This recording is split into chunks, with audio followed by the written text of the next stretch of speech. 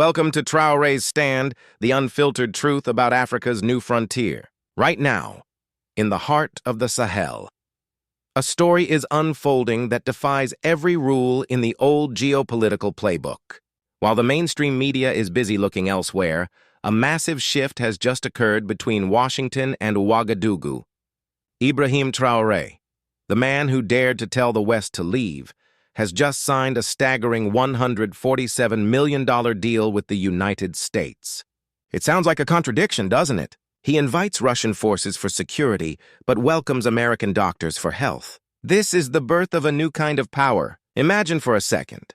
What if the mighty US dollar is no longer being used as a collar to control African leaders, but is instead being redirected by Traoré to build a health empire that the West never thought possible? Does this signal the beginning of a world where African sovereignty is so strong that even the biggest superpowers have no choice but to pay up? And for those of you watching in the United States, why should this matter to your retirement and your safety?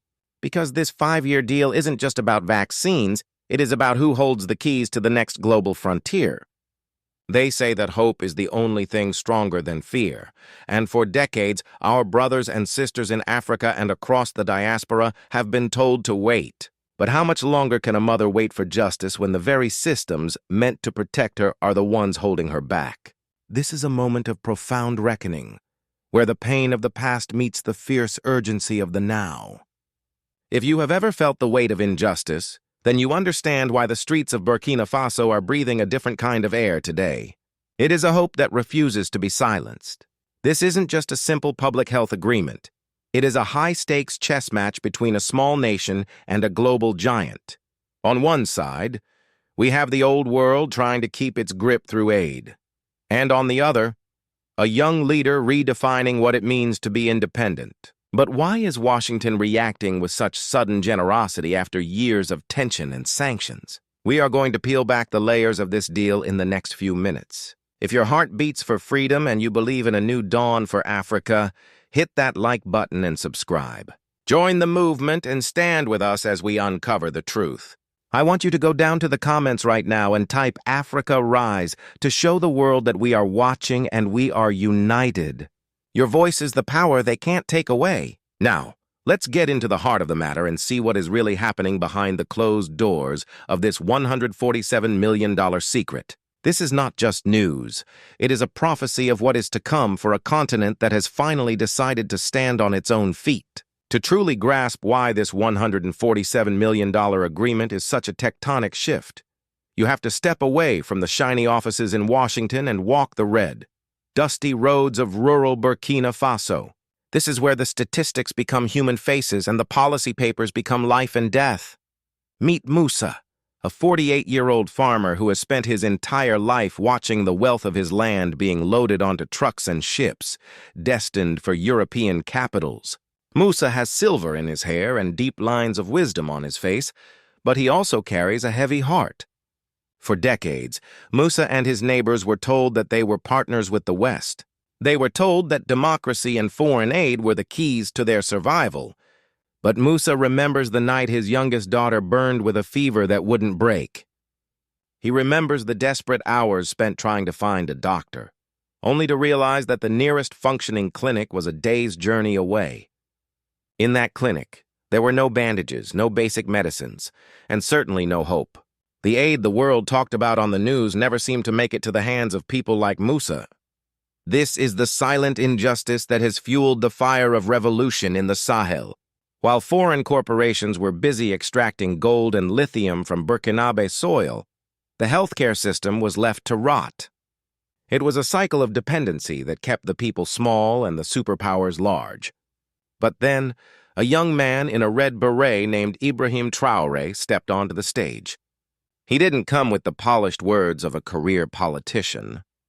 He came with the grit of a soldier who had seen his comrades die because they didn't have the proper medical support. Traoré's presidential health initiative is not just another government program, it is a declaration of war against neglect.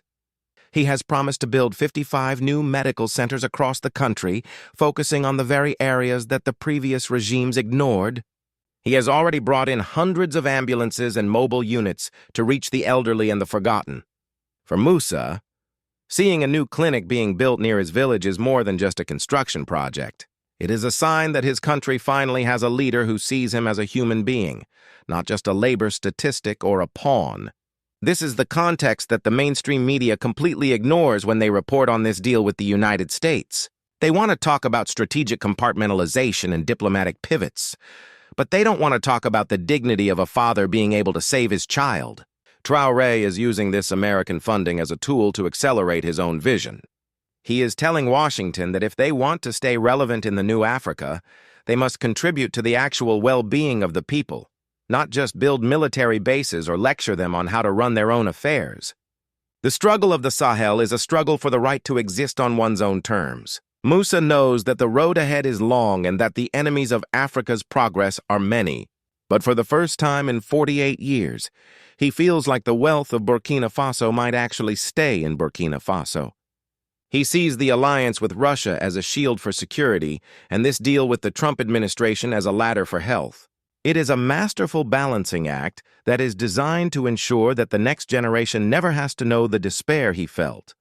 Now, let's pull back the curtain and look at the massive strategic map that Captain Ibrahim Traoré is drawing in the sands of the Sahel. To the untrained eye, it looks like a contradiction, perhaps even a sign of weakness. But to those who understand the art of the long game, this is a master stroke of what experts call strategic compartmentalization. You see, for decades, African nations were forced into a binary choice.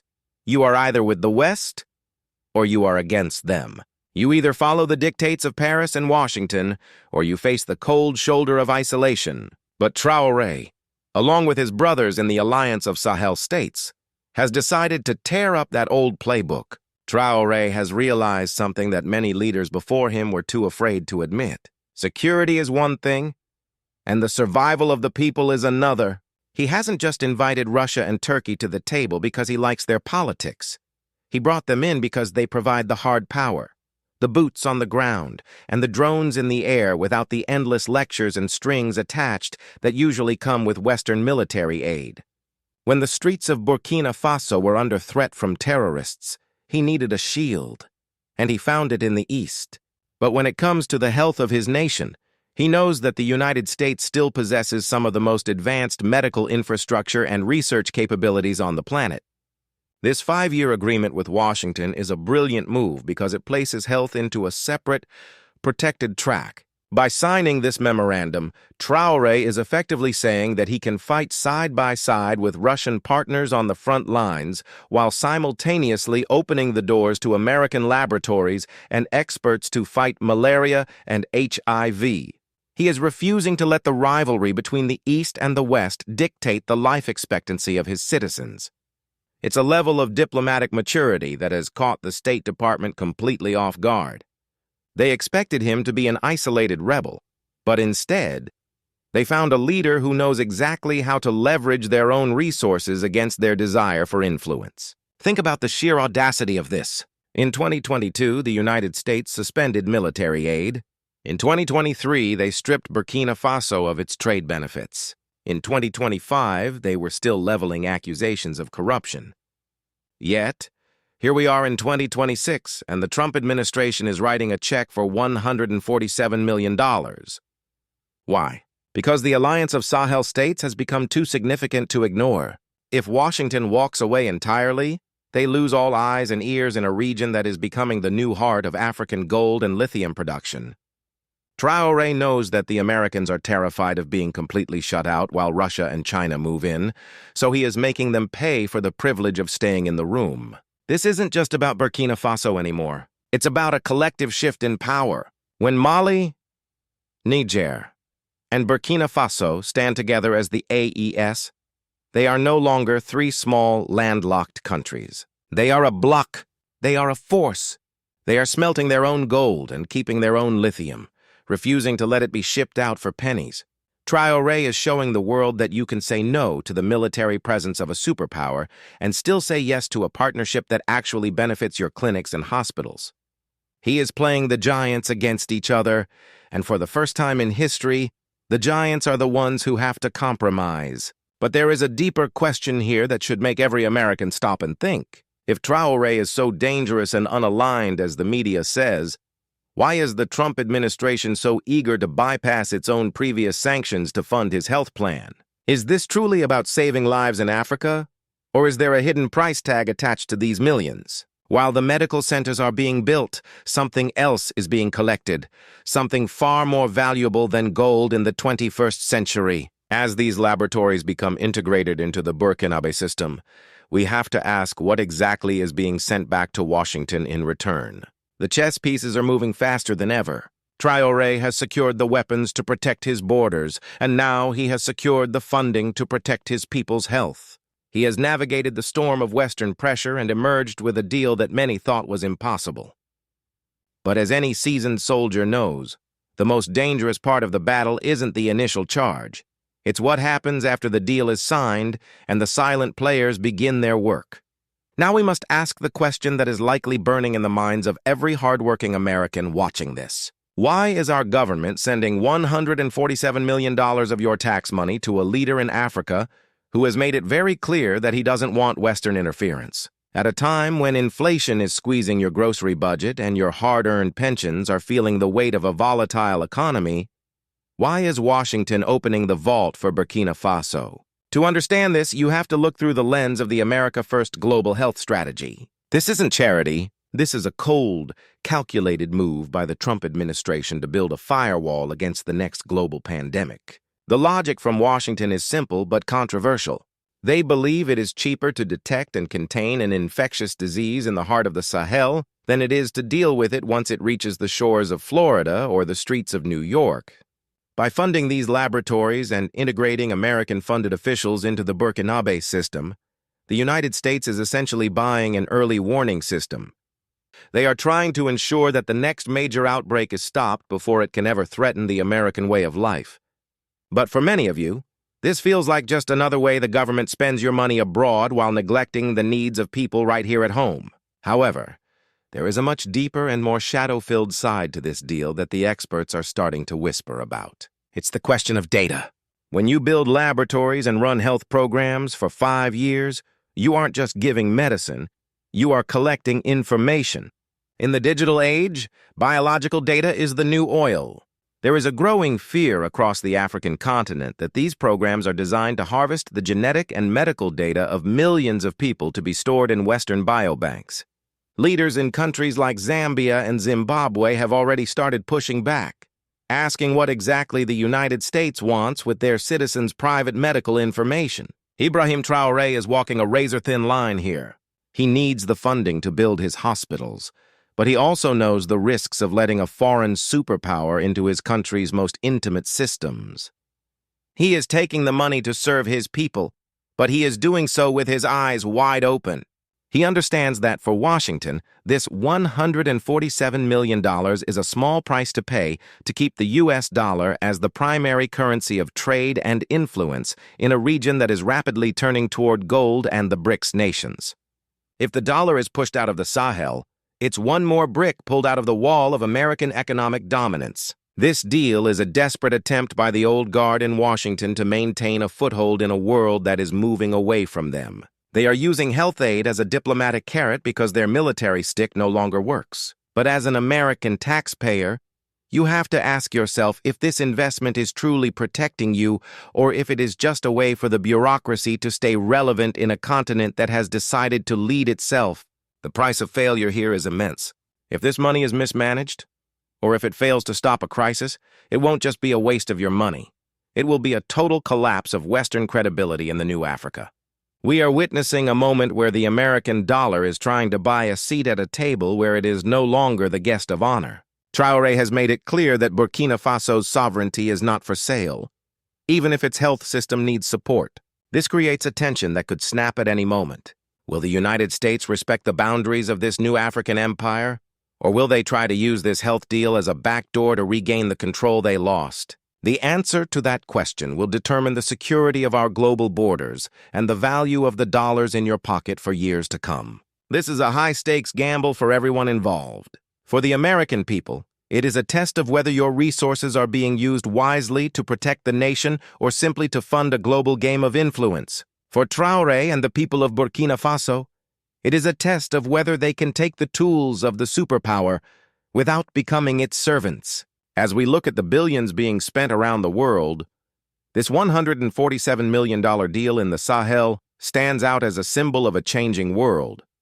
It is a world where the small are getting smarter, and the giants are having to rethink everything they thought they knew. So, where does this leave the rest of the world? In the corridors of power in Paris, there is a deafening silence. The French, who once treated the Sahel as their private backyard, are watching this deal with a mix of disbelief and resentment. They see their former colonies building a new path, one where they are no longer the only ones invited to the party. Meanwhile, in Moscow and Beijing, the mood is one of quiet observation. Russia knows its military hardware is essential for Traoré's survival, and China is happy to keep building the bridges and mines that the West abandoned. It's a crowded table, and everyone is waiting to see who blinks first. But let's be honest about the stakes here. This isn't just a win-win scenario. There is a massive price for this kind of independence. If Ibrahim Traoré's balancing act fails, if the American health deal turns out to be a Trojan horse for more interference, or if the Russian security shield cracks, the result won't just be a political crisis. It will be total chaos. We're talking about a region-wide explosion that could send millions of refugees fleeing and turn the Sahel into a permanent battlefield. The enemies of African sovereignty are waiting for Traoré to slip. They are hoping that the $147 million will create a new kind of corruption or a new kind of dependency that they can exploit. This brings us to a fundamental question of justice. Is it right for the world to demand that African nations choose a side? Why should a country have to sacrifice its health system to prove its loyalty to the East, or sacrifice its security to please the West? It's a classic case of damned if you do, damned if you don't. But Traoré is betting that he can have both. He is betting that the dignity of his people is worth the risk of playing with fire. He is forcing the world to answer a question that has been ignored for centuries. Can Africa truly stand on its own without being a puppet for someone else? The response from other African nations is a mixture of fear and inspiration. In Mali and Niger, the youth are watching Traoré as a symbol of what is possible. They see a leader who isn't begging for scraps but is negotiating from a position of strength. But the emotional enemy is always lurking. The old systems of greed and the puppets of foreign interests who want to see this experiment fail. They want to see the AES crumble so they can return to the days of easy exploitation. They are the ones whispering that Traoré is too young or too radical, hoping that the people will lose heart. The price of failure is the loss of a generation's hope.